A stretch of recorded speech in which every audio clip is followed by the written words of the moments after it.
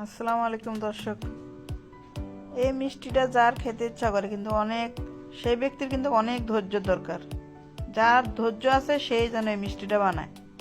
অবশ্য বানায়, খেয়ে দেখে অনেক স্বাদ। কিন্তু এই মিষ্টিটা বানাইতে দেখেন কি কি লেগেছে। আমার হাফ কেজি দুধ, আমার দুইটি চুলা, এক চুলার ভিতরে আমি আবার হালকা একটু আবার ফুড কালার দিছি। এইটা মুড়ি, শুধু মুড়ি না, এর ভিতরে একটু বেসনে দিছি আমি। দিয়ে এই যে দুধ যতটুকু দিছি আমি হাফ কেজি, এটা সেই পরিমাণে আমি যতটুকু আমার দেওয়া লাগবে, বেসন আর মুড়ি দিয়ে আমি একদম সুন্দর করে একটু বেকিং পাউডার দিলাম। একদম ডোটাকে এত মোলায়েন করতে হবে, এত মোলায়েন করতে হবে বলার মতো না। যত মোলায়েন করবেন অত আপনার মিষ্টি সুন্দর হবে। মিষ্টিটাকে দেখেন আমি কিভাবে মিষ্টিটা বানাচ্ছি, আপনারা শুধু এটাই দেখেন। এই যে আমি এটার ভিতরে শুধু আর কি দিব, দুইটা ডিম দিব।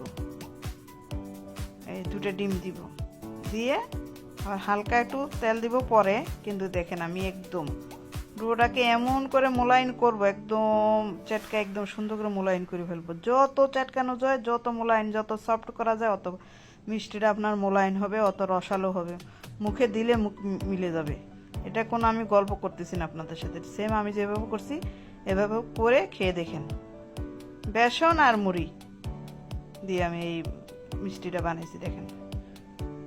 আর দুই চুলা আমি দুইটা দিছি, এক চুলায় কি দিছি, চিনি শিরা দিছি। চিনি শিরা দিতে আমি দিয়েছিলাম দুইটা এলাচি আর দুই টুকরাই দালচিনি। এই আমি এখন ডোটাকে একদম মোলায়েন করে আমার হাতে একটু হালকা তোল, যার ঘি আছে ঘি ব্যবহার করবেন, আর যার ঘি নাই সমস্যা নেই, তেল দিয়ে করবেন।